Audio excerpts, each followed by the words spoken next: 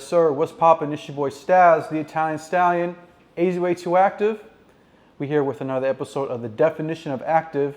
It's been a while. I've been out in the streets. I've been out in the community. But right now, I'm sitting down with a very big guest today, a major guest, Arizona native. I was thinking to myself, it's only right that we sit down and really have a conversation. I have MC Magic in the building. What's up, Staz? What's up, Magic? Thank you for having me, brother. Man, it's a pleasure to have you here. Thank you for taking the time out to pull up. Yeah, it's all love, man. Arizona, baby. Arizona way too active. Mm-hmm. I've been a little active, Yeah. Oh, yeah. Man, you've been way too active. We met at the Super Show. Yes. And I remember I was running up to you because you were about to perform. But J-Rock said, "Hey, what's up?" Or Mad Rich said, "Hey, this is Staz or so and so." I was like, "Hey, what's up? What's up, Magic? I'm Staz, AZWay2 Active. You reposted my interview that I did with Megawatts, right? When he was saying singing your praises about you as an artist. He was like, yeah, man, thank you, man. I was like, thank you, man, appreciate that. He's like, Shout out Megawatts. He's a real creative hustler, always looking to make to put two and two together, and I appreciate that. Mm-hmm. You got to have that go-getter in you there. And that's Brock, and of course Dan G. Mm-hmm. Yeah, you guys got El Valle coming. That's right. Right. What's going on with that? It's done. We're just waiting for the right time to drop it, and of course, I think the new season will be the right time to drop it when the new season starts. No, for sure. We were talking off camera about the Suns, so we'll leave that for off the camera. Man, I mean, we didn't get the win, so man, just like they always say, there's always next year. Always next year. There's a lot of things that need to happen for the Suns, man. We want y'all to win, though, man. Get it right, upper management. Okay, so Magic, man. People say, "Oh, Phoenix, Arizona, this and that." When I was doing my research, you're actually from Avondale, correct? Originally? Well, Avondale is one of the places where low-income housing took me. Okay. I lived in Avondale from my freshman through senior years in high school. Okay. But prior to Avondale, I lived in the West Phoenix, 35th Avenue and Southern. Mm-hmm. So we were at a Section 8 housing there because, all grew up in low-income housing. And before that, I lived in the Cofell Projects, 19th Avenue and Buckeye. Really? Yeah. So wow. Wherever the government sent us to live, that's where we were. And Avondale was one of them. This is my high school years. Avondale was important because that's where I started my DJing and really getting to be known as someone who entertained the crowd, Mm-hmm. No, most definitely. I went to the Cofell Projects last year. You did? Did an interview with a local artist. Dope. Out here. Dope. It was really cool. We got to sit outside in the projects just and talk. Yeah. So it was dope. That's a legendary place. 19th Avenue and Buckeye, baby. Yep. Rest in peace, Trap House. Rest in peace, Carlitos Market. Yeah. For sure. So, you mentioned being a DJ coming up. A lot of people might not know that. Being a DJ, back in the day. What made you want to change into becoming an actual artist? Like a rapper and a singer. Yeah, I think music is something that grabs you, and then like DJing was fun, but I'm like, what's next? And everyone has different levels. For instance, my son, who we just brought into the music industry, he plays guitar. I've always been too intimidated to pick up the guitar. Mm-hmm. So everyone and music have a different relationship. And my relationship with music, DJing was fun, and then DJing became a job because I would be doing weddings and quinceañeras and high school dances and elementary dances, and then it just became too much for me because I started doing music, and I was juggling DJing with a little gig, and then I just one day I decided I'm giving up DJing. And I remember my wife told me, she's like, "That's a lot of money you're giving up," because even back then when I quit DJing, I was getting probably $1,200 a night to go DJ, but I burned out on it, Mm-hmm. Got you. Okay. So I don't think I answered your question though. What made you want to become an artist? Yeah, after the it's just the DJing? love of music. It's just the love of music, and when I wrote "Lost in Love," that was one of the first songs that really felt like it could be a record. when I wrote Lost in Love, I was like, wow. And then I got in my mind, I was like, I just got lucky with that one. Cause I was intimidated to write another one. And then I hung out with some other songwriters and I watched them do it. And I'm like, nah, this is easy.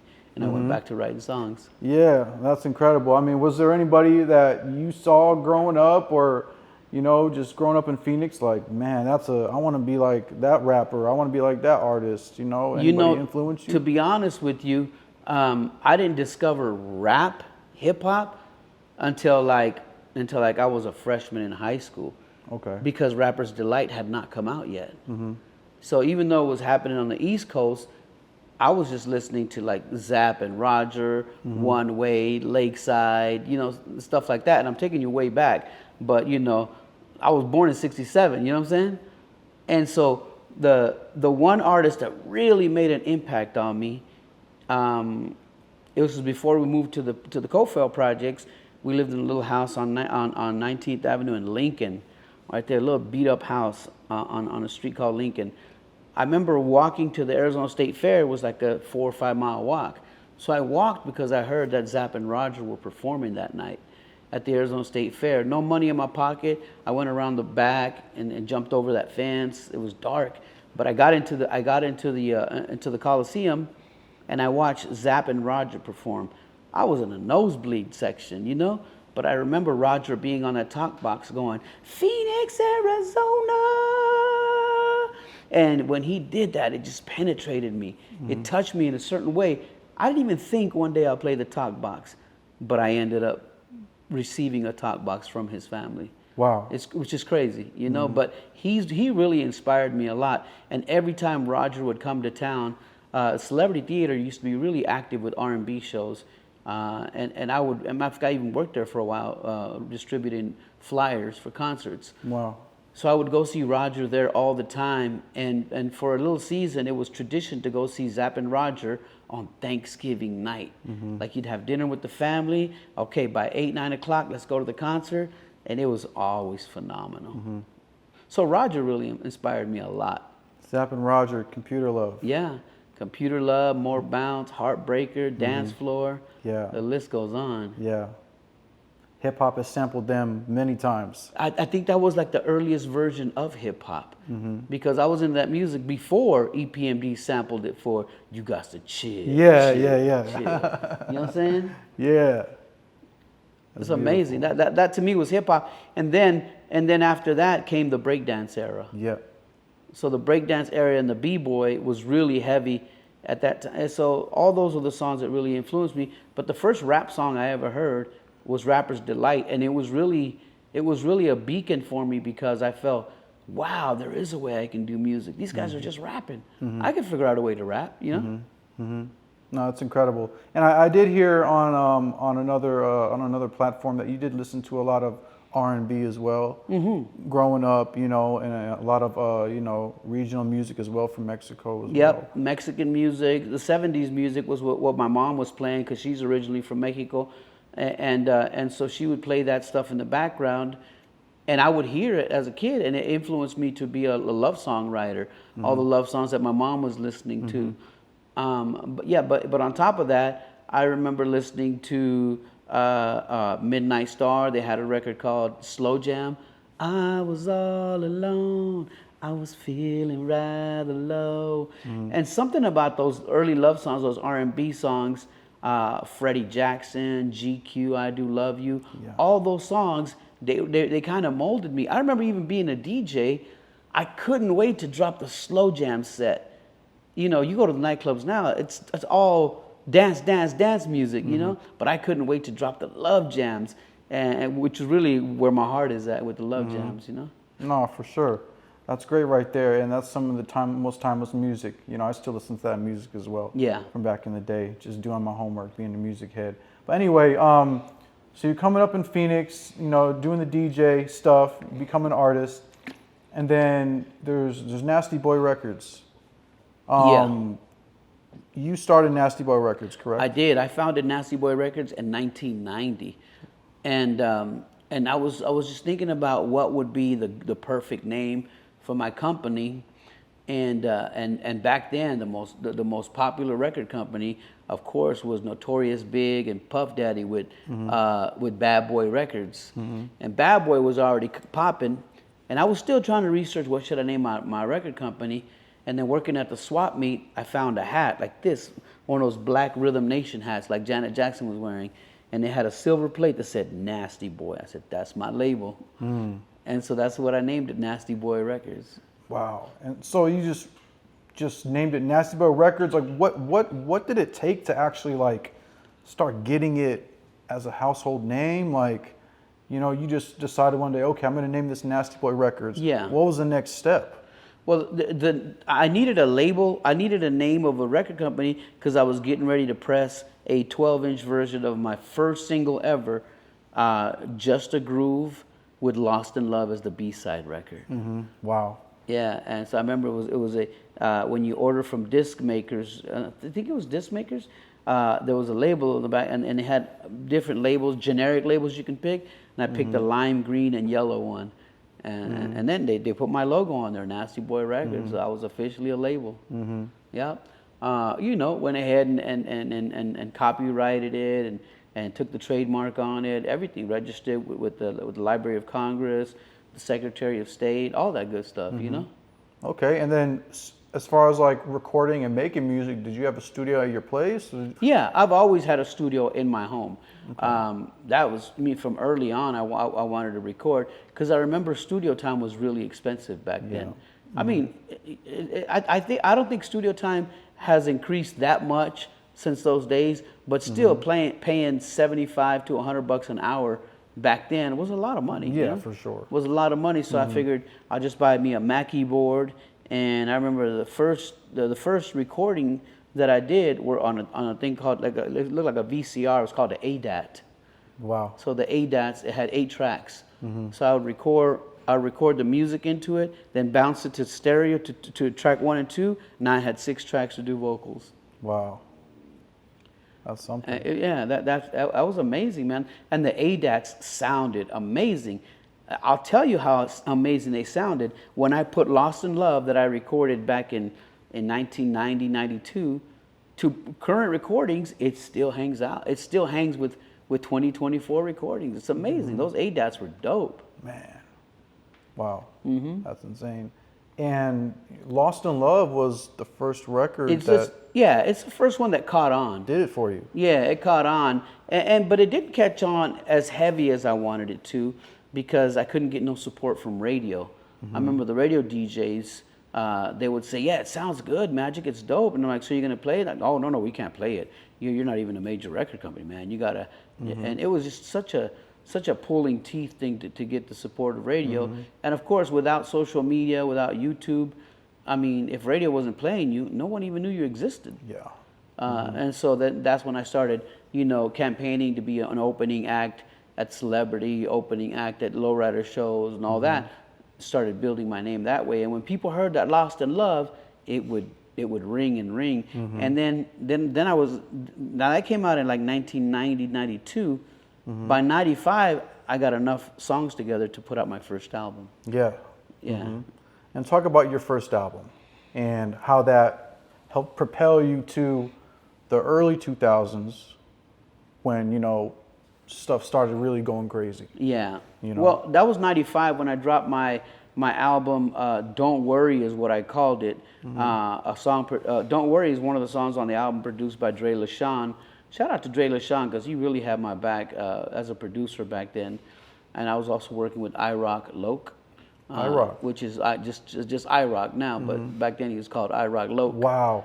Wow. And so my man Rockadala, iRock, he really helped me out a lot, and he produced a few of the songs on there.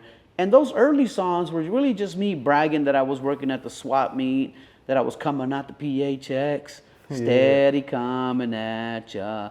But even with all the songs I put together, Lost in Love was still the shining beacon of all the songs on the album. Have a song called Back in the Day on there. Even a song called Summertime. Everybody wants a summertime song. For sure. Yeah, this cat named John Martin sang a hook for me called Summertime is Here and It Feels So Good. Fire. And yeah, we put that together. I was giving shots out to Central Avenue, because I don't know if you know, back in the day, cruising on Central was a big deal. Cruising was like the thing. Really? And so yeah, I would hang out on Central, cruising, handing out flyers, and then we would have dances at South Mountain Park. The city, the Parks and Recreation Department, they would allow you to rent the Ramadas up there, and we would rent a Ramada, throw a party up there, and man, it would get packed. All the low rides would come out. It was a magical era, man, in those times. That's great. You know, and then, you know, you talk about South Mountain. You spend a lot of time on the south side of Phoenix. Yes. You know, and then I heard you on Dan's song. I was chilling on the corner, Baseline and 7th Street. Baseline and 7th Street. Man, so you've been all around that area, you know. Yes, and the South Side has a real special place in my heart for me, because that's where my wife is from. So when I met my wife, she hates me to say that she's from the South Side, because even though she was born in Bakersfield, when I met her, I met her at the swap meet, and I had to travel to the South Side to go pick her up, and we started dating and stuff. And I'm like, man, so the South Side was a gold mine for me. You know what I'm saying? And then of course the people on the South Side are so beautiful. The Raza, Old School City is out there on the South Side, on South Plaza, and so yeah, it's got a special place in my heart. But when I really think about it, there's so many places in Phoenix that have been, you know, that have been important areas for me. You know, I've lived on the North Side, South Side. I've worked on the East Side. Far East Valley, I've never lived, but I used to work on 40th Street in Washington at the dog tracks. Really? That's where the swap meet was. Wow, Yeah, okay. that's where the swap meet was. And so many of my fans still remember me from my swap meet days when I would rap freestyle songs for them. Yeah. No, that's an incredible story. Yeah. You know, and speaking of your fans, you know, I've heard stuff from, you know, friends and, you know, like Megawatts and everybody. They're saying, yeah, well, Magic still has a line a mile long after his shows of fans ranging from, you know, 50 and up to, you know, 15 and under. Yes. You know, Yeah. you have so many different fans that still, you know, love your music, that still support you, that still would do anything to meet you or take a picture with you. Why do you think that is? What does MC Magic have that sticks with generations upon generations of music lovers? I mean, I personally don't know the right answer, but I can only guess. I can tell you that, you know, good music lasts forever. I remember songs from my high school days that I still love today. And so, and I think when a song is good enough that you could play at any era, anyone from that era is going to discover that it's a good song. You know what I'm saying? Like, there's a song that came out when I was in high school, and I just love this record. It's not even a hip hop record. It's George Michael and Wham, Careless Whispers. Tonight the music seems so loud. Today, kids are discovering that record and be like, oh my God, this is so good. You know what I'm saying? And that's from, I want to say 84, 83. Wow. You know? And so good music lasts forever. So when these moms and these young girls are playing the, you know, Lies or Sexy Lady or Pretty Girl in their bedroom or while they're getting ready, their little sisters and little brothers are just catching right on. The other day, one of my homeboys called me. He's like, man, Eli wants to go see you. He wants to see you perform. And I think Eli's 10. I think Eli's 10. I go, that's dope, bro. You know, blah, blah, blah, blah, blah. He goes, he's seen you at the car show and he was waving at you, but he couldn't get your attention. Obviously I was on stage, you know, I don't know where little Eli was. And he goes, I don't know what it is about your music, bro. Eli just plays it over and over and over. He's on that YouTube just playing your stuff over. And I mean, it's just a blessing. It's just a blessing. And so I don't know what it is. I do know that I put a lot of love into my music, and I think love is the right ingredient for anything. Oh, for sure. You know, it's genuine. You know, it's not fake. It's not like you're making some stuff up. It's really your life. You know, it's really what you grew up on. You know, no doubt. For sure. So we talked about Lost in Love. You know, and then, you know, you mentioned, you know, Sexy Lady. Sexy Lady. That era, you know, Sexy Lady, the Pretty Girl era, you know, So Fly, Lies. How did life change for you when those records started really like popping off? Yeah. Compared to the Lost in Love when it got you some you know, some notoriety Yeah. locally until, you know, Sexy Lady, Yeah. all those records. If I put it in a timeline for you, Lost in Love came out on my debut album, 95, but it had already been a single a few years before that. And then in 97, 2 years after my debut album, I abandoned the MC Magic solo project for the Nasty Boy Clique. So I brought out what I in my opinion was a what do you call those, a compilation album. And so I named it Nasty Boy Clique, interpreted to the clique that messes with Nasty Boy Records. You know, a clique of dudes from Arizona that mess with Nasty Boy Records. The audience took it as a group, and we had to go with it. We had to go with it, and so the difference is that I had built a relationship back then with Don Parker. Don Parker was programming Power 92. All right, this is not 98. This is 92 on a 100,000 watt stick. 98.3 is on a real on a lower frequency, not as powerful. So Power 92 started playing my song "Down for Yours If You Down for Mine." They had competition with a little station that was struggling called The Party, 103.9 The Party. Okay. And so The Party grabbed that local record, "Down for Yours," and they started going back and forth. So these guys were fighting so hard with this record that was on fire that it caused every major label in America to want to sign this group, Nasty Boy Clique. I was getting calls from Universal Records, from Capitol, from Sleeping Bag, just everybody was calling me to sign this group, Nasty Boy Clique, that had "Down for Yours." And so I was getting all these calls, but the reason I was able to get it on the radio was because I built that relationship with Don Parker. And that relationship was built as a concert promoter, not even as a musician or a DJ. I brought a concert to the station called Super Snake's 5th Anniversary Birthday Jam. Wow, Super Snake, y'all. Rest in peace, Rest in Super peace. Snake. Yeah, I brought that concert to the station, and we worked so hard promoting that. The concert was a big failure. We lost money on it. But the gain was that I built a relationship with the boss at the station, with the PD.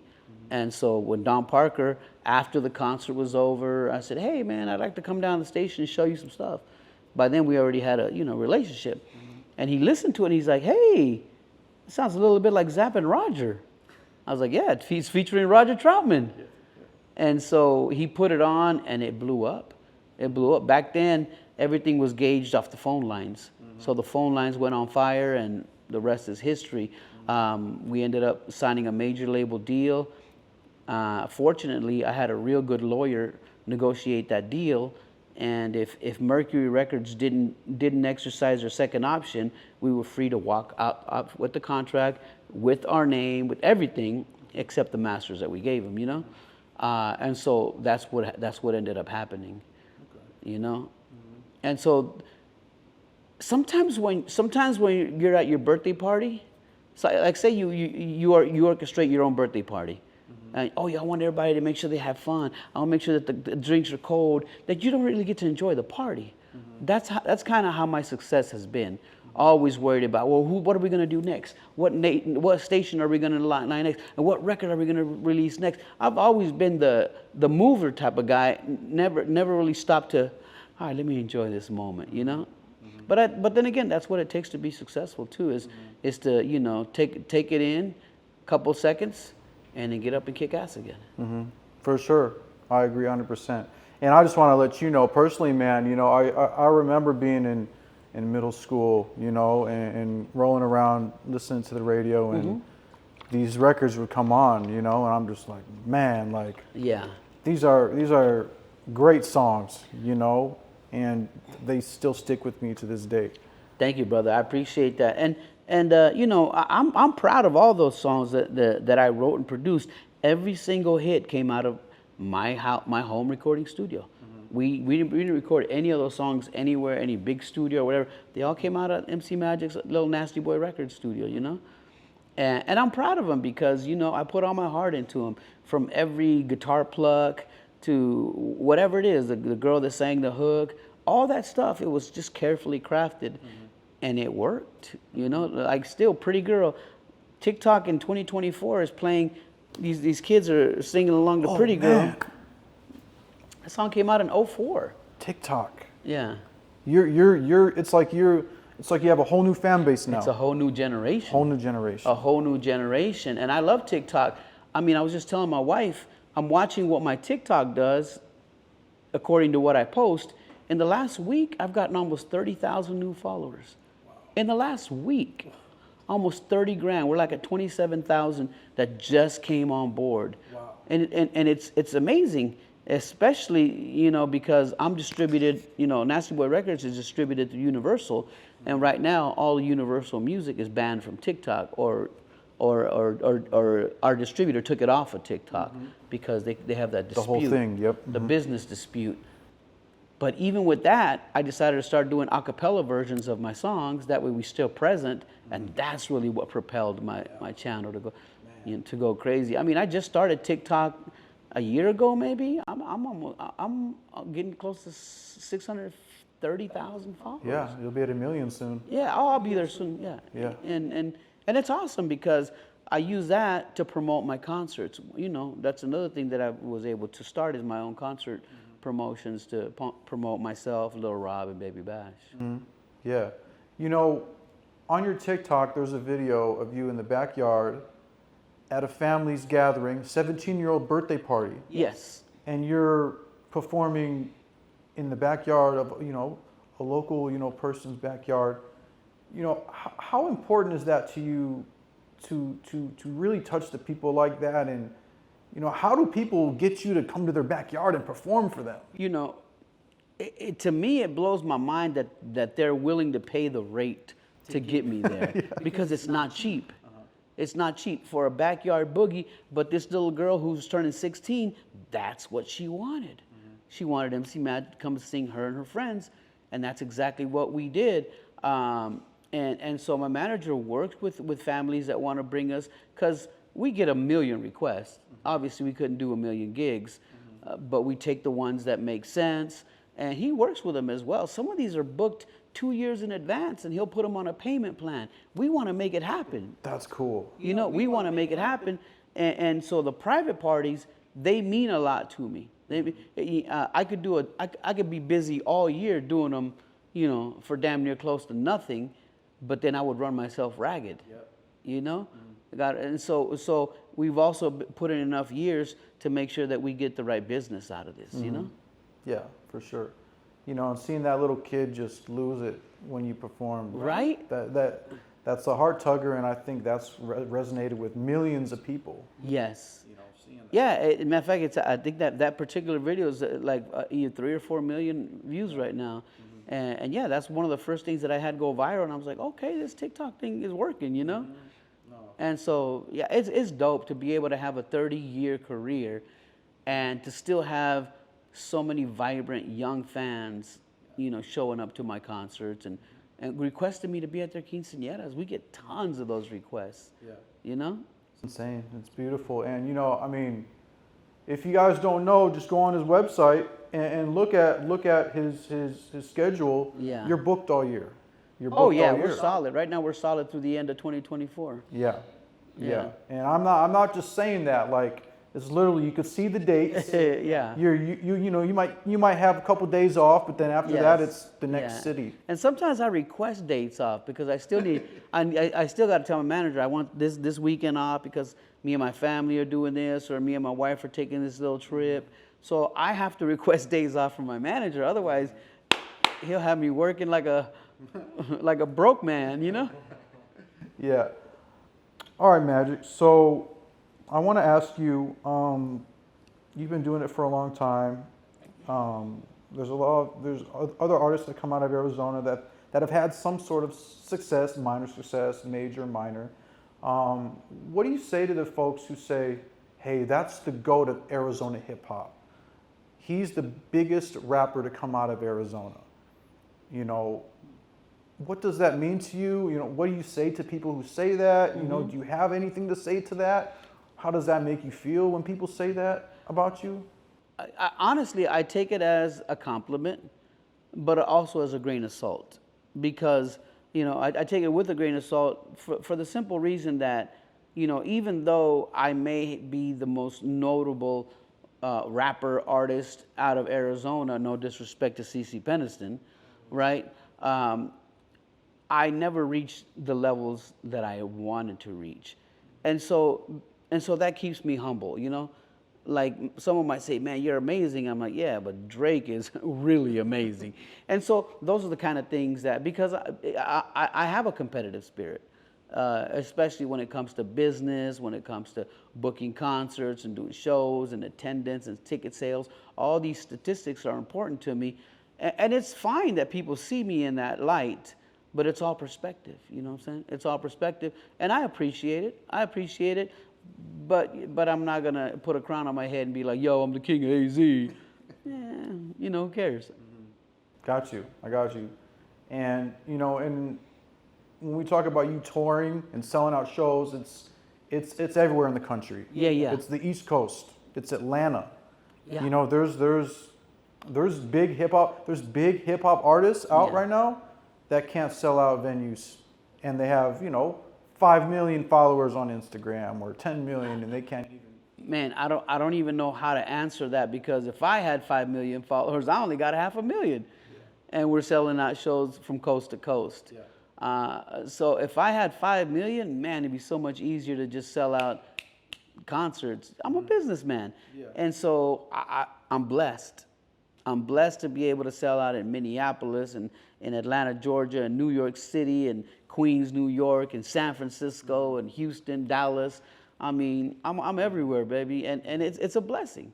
I take it as a blessing. I think a lot has to do with how the music becomes part of the person's life. Like I have girls that cry to me when they meet me, and I've never met them in my life.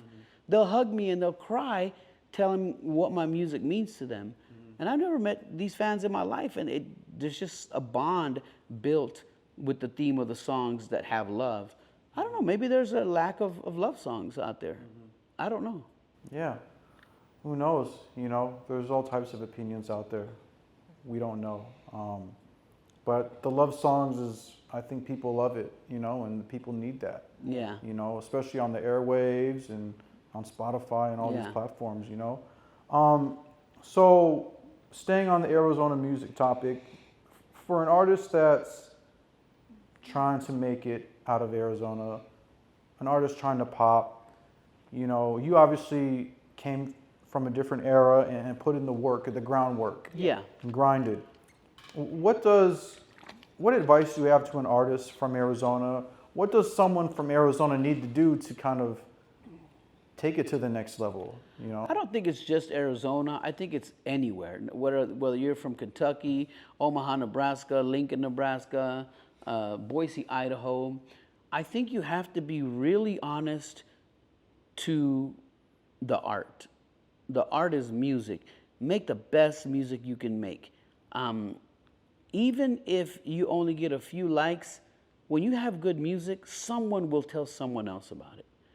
If you put out a video on YouTube or a song and it gets zero, no activity, not even your family sharing with it should tell you it's probably not good enough to compete.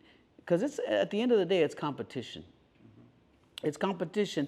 But I think the main problem, and this is just my opinion, is that these rappers, instead of creating art that makes them unique, they just copy what other rappers are saying. They dress how other rappers are dressing. Their videos almost look the same. Like, these kids don't even have a job, but in their video, they got a stack of money. So you're like, fake it till you make it? And so I think people can read through that BS. You know, I personally think someone would rather say, I'm sitting in my room, I'm broke in the mother, I got no money, but all I know is this is what I want. This is what I need. And one day, baby, you could feel that, you know? Instead of me and my boys, we taking over this year, taking your hoes, and that's for real. And it's like, who hasn't said that? Yeah. Right? Yeah. And so I think the audience is a lot more intelligent. Try to be original. Try to be original, be different. And I think that's what people like, because when it comes to it, instead of copying a rapper, like there's only one Snoop Dogg. There's only one Eminem. There's only one Rihanna. There's only one Beyonce. There's only one Mike Jackson. There's only one MC Magic, baby. It is, baby. You see what I'm You saying? already know. So be one of one instead of one of a million. No, for sure. So I want to switch lanes real quick. Yeah. Nasty Boy Records. You have your son Antonio. My son, yeah, he's my youngest, Antonio Cardenas. He's singing corridos, a different genre than me, but the music flavor is still love songs. You know, more heartbreak than anything else, because there's a genre out there in the regional Mexican called sad boys, and it's kind of like sad boy music. Okay. Yeah, so that's kind of his thing. And yeah, I'm proud of my baby. He's doing good, and we're going to continue to push it. And con el favor de Dios, it's going to crack. You think so? Oh, yeah, absolutely. If I didn't believe in it, I wouldn't put a dime in it. Yeah. You know, I told you off camera, I was listening to his records and telling you about his voice and how great his voice is and how his videos are like cinematic. Yes. Like a movie, you know. How involved are you in the creation process of his music, or is he the one that's like, hey, Dad, I want to do this. Yes. What do you think? I'm very involved, but I do let him creatively, decide. So if he says, I want to be falling from the sky, I'm like, I'm going to find a company that can get us that. And so, yeah, we work as a team, but the creativity mostly is him. And I like that because I've always been the guy who brings all the creativity. I mean, writes all the hooks, writes all the records, gets all the beats, finds all the singers. And so with him, he plays the guitar. So he'll come over and say, these are the chords for the next song. I'm like, okay, I like it. And then we'll go from there. So we're working more as a team than with prior artists or people that I've worked with and stuff. But I don't mind putting the weight on my shoulders. I'll go into the recording studio with anybody and we'll get down, No, for sure. Antonio, man, look forward to talking with you as well, man. That's right, guys. You know? Check out Antonio Cardenas, my baby boy. Check him out. YouTube, Spotify. He's all everywhere. that. He's Yeah. everywhere. He's all the platforms. For sure. And then we also mentioned J-Rocks. Yes. Look J-Rocks up, y'all. That's ROXXX. Yep. JAYROXXX. That's J-Rocks. She's doing an Amy Winehouse tribute concert that we're putting together. It's one of my productions. She'll be with a full band, giving the flowers to her Amy Winehouse inspiration. J-Rocks is one of those artists that can sing cumbias, Amy Winehouse flavor. She does raps. And she'll dress the part too. She'll dress like the homie all in baggy, or she'll get all pretty with flowers in her hair for the Amy look, or for whatever it is. And she's really versatile. And when I found her, she was 17 years old, singing on my Instagram Live. Actually, I accepted her request, and she sang to me. She played the guitar. I was impressed. I says, "I think you're a superstar." And here we go. Here we go. Like I told you, when I met her, I think she had like 7,000 followers on Instagram. And now, man, like I said, her TikTok is about to hit 100 million likes. Man.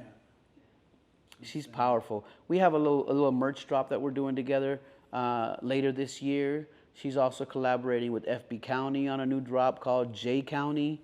And she's also a genius when it comes to creating merchandise, dropping merchandise at jrocks.com. For sure. And, she has millions, hundreds of thousands, millions of supporters Of course. and fans now. Yeah. It's insane. She's got more followers than me. Yeah, and it's when I check out her page, it's like these are all real fans. These people love what she does. I saw her with a full grill too. Yes, and she had the diamond grill. She loves grills. Yeah. She loves tattoos. She's a crazy little girl, and I love her for it. Her creativity is real, and she's original. There's really no other J-Rocks out there. Name-wise, there might be somebody named J-Rock or J-Rocks, but she's one of a kind. For sure. Shout out to J-Rocks. We'll see you in Anaheim, for sure. So MC Magic, man, we've been chopping it up. What kind of music do you have coming up next? Any videos? Any albums, any projects? Yeah. What can we expect from you? Yeah, so my latest project, I've had it named for a long time. It's called So Blessed, because a lot of people always ask me, how you doing, Magic? I'm always so blessed. I'm always blessed by the best. And so I think it's going to be my last actual album called So Blessed. Really? It's not going to be my last music production, but when it comes to albums, like these days, an album is not a common thing anymore. So to put out a full album, it takes a lot of work. And I think we get more benefit from just doing singles with music videos and a lot of content around them. Another single, and that's the route we've been taking with J Rocks and Antonio. But I've been working on this album for a while, and I always push the release date because I'm thinking, no, I got these 2 other songs that I want to include, and I got these other. I'm still gonna narrow it down to just the 10 best ones. But I'm excited about So Blessed, and God willing, we'll have it out in 2024. For sure, for Yeah. sure. Well, we're looking forward to the new music, MC Magic. Give some shout outs if you have any. Let the people know where they can find you on social media if they don't know. Yeah, I have a link tree that's got links to everything, to our latest videos, to our concerts, to our merch. It's mcmagic.world. Okay. So if you go to www.mcmagic.world, boom, everything is right there. That's where you can find my Instagram, my TikTok, my YouTube, my son, J Rock's my daughter, and everything that we got going on, my concert calendar, my merchandise, which does incredible for us. So yeah, go to mcmagic.world and all the links to everything. Shout out my manager, Big D. This is our 20th year. He's been managing me, and we've done some amazing things together. Shout out J Rocks and of course Antonio Cardenas as well. No, that's incredible, man. Well, this was pretty an awesome experience for me. Being able to sit down with you, MC Magic, man. I appreciate you. I appreciate you, brother. AZ Way Too Active. We in here, man. We in here. Let's go, Dad. AZ Way Too Active. Staz, the Italian Stallion, man. We out. Peace.